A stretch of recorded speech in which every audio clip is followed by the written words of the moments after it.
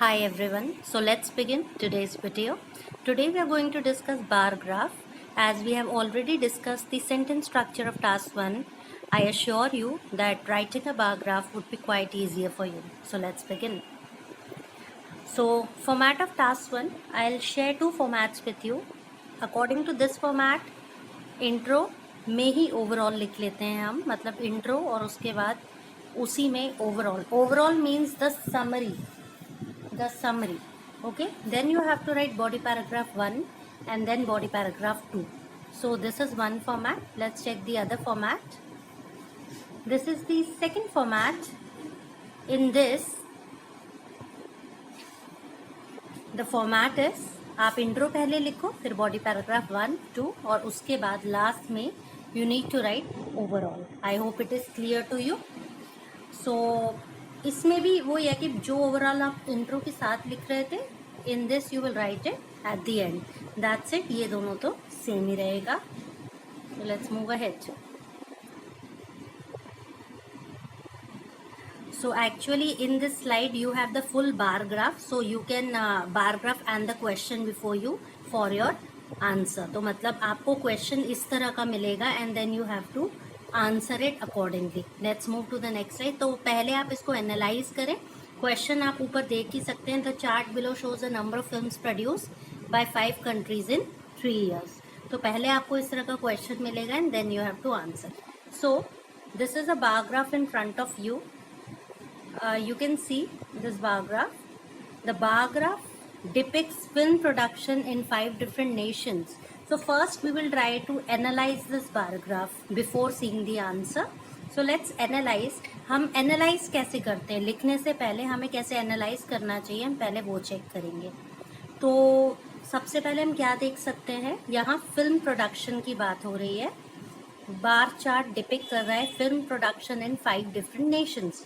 तो हम देख सकते हैं कि मैक्सिमम फिल्म प्रोडक्शन ए में हुआ और सेकंड नंबर पे था बी नेशन ओवरऑल.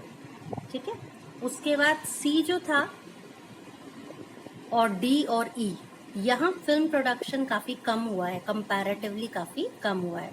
तो हम ऐसा कर सकते हैं, we can take these 2 in 1 paragraph and these 3 in 1 paragraph, क्योंकि ये मैक्सिमम है और ये फॉलोड बाय हम तब लेते हैं जब थोड़ा बहुत डिफरेंस हो, है ना.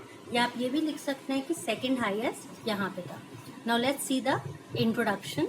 इंट्रोडक्शन में हम ये बताते हैं कि बार चार्ट क्या दिखा रहा है. तो हमने देखा कि बार चार्ट दिखा रहा है film production in 5 different Nations. तो हमने स्टार्ट भी ऐसे ही किया. द बार चार्ट डिपिक्स मतलब शोज, है ना, शो करना या दिखाना. क्या शो कर रहा है, फिल्म प्रोडक्शन. कहाँ पर, 5 डिफरेंट नेशंस. और ईयर बाद में आएगा, याद रखिएगा. प्लेस से पहले प्लेस आएगा और फिर ईयर आएगा. तो ये आपका यहाँ से यहाँ तक इंट्रो था. ठीक है. उसी में जो first format we have discuss की ओवरऑल आता है. Overall country A produced. अब फिल्म प्रोडक्शन को आप सेकेंड फॉर्म ले तो प्रोड्यूस्ड आ जाएगा. तो हम ये बताना चाहते हैं कि कंट्री ओवरऑल में ना मेन चीज़ें आएंगी कि कंट्री ए ने सबसे ज़्यादा प्रोड्यूस किया, सेकंड नंबर पर कंट्री बी थी और सी डी ई में कम हुआ. बस यही आपका ओवरऑल होगा. देखिए उसे कैसे लिखते हैं. Overall country A produce the most films during the given 3 year period, followed by country B. Followed by मतलब इसका पीछा कंट्री बी ने किया. और वाइल का मतलब होता है जबकि कब लगाते हैं, जब हम कॉन्ट्रास्ट दिखा रहे हो, कुछ ऑपोजिट सिचुएशन दिखा रहे हो. तो यहाँ हमें बहुत क्लियर हो रहा है कि यहाँ फिल्म प्रोडक्शन ज़्यादा था जबकि इन तीनों कंट्रीज में फिल्म प्रोडक्शन काफ़ी कम था. तो इसलिए हमने यहाँ क्या यूज़ किया, हमने यूज़ किया while. The film industry was not as strong. अब यहाँ पे हमने वॉज नॉट एज स्ट्रॉन्ग लिखा. आप ये भी लिख सकते हैं while the film production was not too much or that much in countries C, D and E. There are various ways of writing. और अब एक चीज़ तो हमने मैक्सिमम मिनिमम दिखा दी और फॉलोड बाय दिखा दी. दूसरा हम क्या दिखाते हैं, अगर इंक्रीज डिक्रीज है तो हम क्या देख सकते हैं, मैक्सिमम इंक्रीज कंट्री बी में देखा गया है. 50 से लेकर यहाँ कहाँ पहुँच गई, 70 पर पहुँच गई. तो मैक्सिमम इंक्रीज कंट्री बी में देखा गया. उसके बाद बाकी अगर हम देखें कंट्री ए में स्लाइड डिक्लाइन है, मतलब इसमें तो उल्टा है ना। तो तभी हमने लिखा कंट्री ए एक्सपीरियंस वाले sentences we have already done earlier, a slight decrease and there were minimal rises in other nations. और दूसरे नेशंस में राइज तो हुए हैं लेकिन काफ़ी कम हुए हैं, तो काफ़ी कम के लिए हम क्या यूज़ करते हैं, मिनिमल, सबसे कम। तो ये हमारा ओवरऑल और इंट्रो हो गया। Let's move ahead. So now we can see, अब इंट्रो हो गया, ओवरऑल हो गया, अब आता है हमारा बॉडी पैराग्राफ 1, है ना।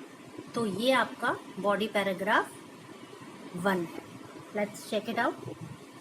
Leading the chart in 2007, country A produce approximately 87 movies.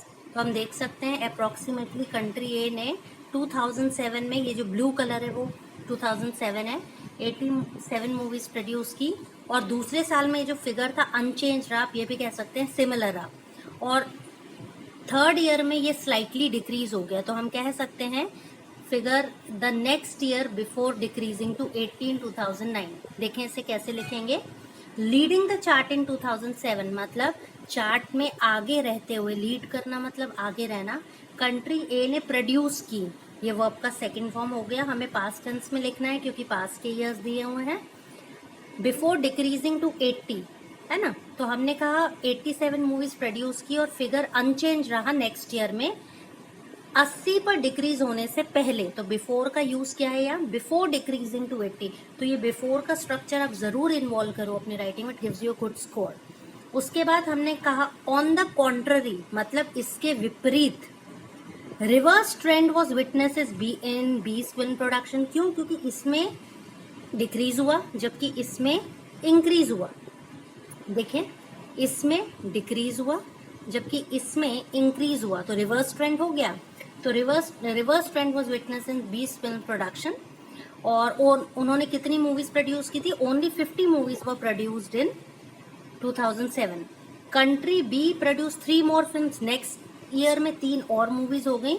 और 2009 में ये 17 फिल्म्स पर पहुंच गई, which was the most significant rise, जो सबसे अच्छा खासा इंक्रीज था। सिग्निफिकेंट राइज मतलब अच्छा खासा इंक्रीज, ना बहुत कम ना बहुत ज़्यादा। तो आपने देखा हमने इसमें क्या डिस्कस किया, इसमें बस हमने दोनों को डिस्कस किया। मैक्सिमम ये था, फॉलोड बाय ये था, इसने और इसने ऑपोजिट ट्रेंड फॉलो किया है, इसलिए हमने यहाँ कनेक्टर यूज किया है on the contrary. On the contrary मतलब इसके विपरीत। Let's move to next slide now. Okay, now let's see this. With substantially lower output, अब हम कंट्री सी, डी और ई की बात करते हैं। तो यहाँ पे सब्सटैंशियली लोअर आउटपुट का मतलब होता है काफ़ी कम आउटपुट, आउटपुट का मतलब होता है प्रोडक्शन। तो with substantially lower output, country C, D और ई ने हर साल 20 से कम मूवीज बनाई। आप सिंपली ऐसे भी लिख सकते हैं, in country C, D and E less than 20 movies were produce. या आप ये भी लिख सकते हैं, country C, D and E produced less than 20 movies in each year. ठीक है, उसके बाद अब हम सी की बात करेंगे। क्यों, क्योंकि सी में इंक्रीज देखा गया है और ई में भी इंक्रीज देखा गया है। तो पहले हम सी और ई की बात करेंगे। डी में हमने देखा पहले डिक्रीज है फिर इंक्रीज है, तो डी की बात हम बाद में करेंगे। हम इन दोनों की बात करेंगे क्योंकि दोनों ने अपवर्ड ट्रेंड ये रहा, मतलब ऊपर इंक्रीज होना। तो यहाँ हम कह सकते हैं स्पेसिफिकली 8 फिल्म्स पर मैन्युफैक्चर्ड, प्रोड्यूस की जगह मैन्युफैक्चर्ड भी यूज कर सकते हैं। In C in the first year before this figure increase two fold मतलब डबल हो जाना। तो यहाँ आप देख सकते हैं कि ये डबल हो गया है ऑलमोस्ट 10 से, ये लास्ट में सी में हम देख सकते हैं ऑलमोस्ट 10 तो नहीं था, पहले अराउंड 8 था, तो ऑलमोस्ट 2 फोल्ड मतलब ऑलमोस्ट डबल हो गया है। और फाइनली ये कितने, ऑलमोस्ट 18 मूवीज पर पहुंच गया इन 2009। कंट्री ई ने भी अपवर्ड ट्रेंड एक्सपीरियंस किया है। तो देखिए वही हम ये स्ट्रक्चर ऑलरेडी सीख चुके हैं। Country E also experience an upward trend, और फिर हम बता देंगे कितने से कितना बढ़ा, तो increase from 9 films to around 12 films by the end of the period. अब फिर हमारा कनेक्टर है इन कॉन्ट्रास्ट। इन कॉन्ट्रास्ट क्यों, क्योंकि इसने इनसे ऑपोजिट ट्रेंड फॉलो किया है। आप देख सकते हैं इसमें इंक्रीज था, इसमें भी कंटिन्यूस इंक्रीज था, बट इसमें पहले डिक्रीज है फिर इंक्रीज है, इसलिए हमारा कॉन्ट्रास्ट वाला कनेक्टर यहाँ पे यूज होगा। ठीक है, I hope it is clear to you. तो इन कॉन्ट्रास्ट अब हम डी की बात करेंगे। डी में पहले शार्प डिक्रीज, शार्प डिक्रीज क्या होता है, ऐसा। तो डी में हमने ये देखो शार्प डिक्रीज देखा, from around 13 films in 2007 to 8 in 2008, और बिफोर रीचिंग टू, और फिर उसके बाद फिर रिकवर कर गया। तो आपने देखा पहले ये गिरा और फिर रिकवर कर गया। मैं डी की बात कर रही हूँ। रिकवर करना मतलब वापस गिरकर उठ जाना। तो बाकी फिर वो 12 फिल्म्स पर पहुंच गया। So this is what we have discussed here. हमने पहले सी और ई के बारे में डिस्कशन किया क्योंकि दोनों में ही अपवर्ड ट्रेंड था, और फिर हमने डी के बारे में डिस्कस किया बिकॉज कंट्रास्ट उसमें हमें देखने को मिल सकता है। So I hope it is clear to you. Maximum followed by, और इन दोनों का रिवर्स ऑर्डर एक पैराग्राफ में। लेस देन 20 फिल्म्स प्रोड्यूस हुई है इन तीनों कंट्रीज में एवरी ईयर, और फिर हमने बात की सी और ई की, और फिर लास्ट में हमने बात की डी की। I hope the concept is clear to you and you will be able to understand the things in a better manner. Thank you and have a nice day.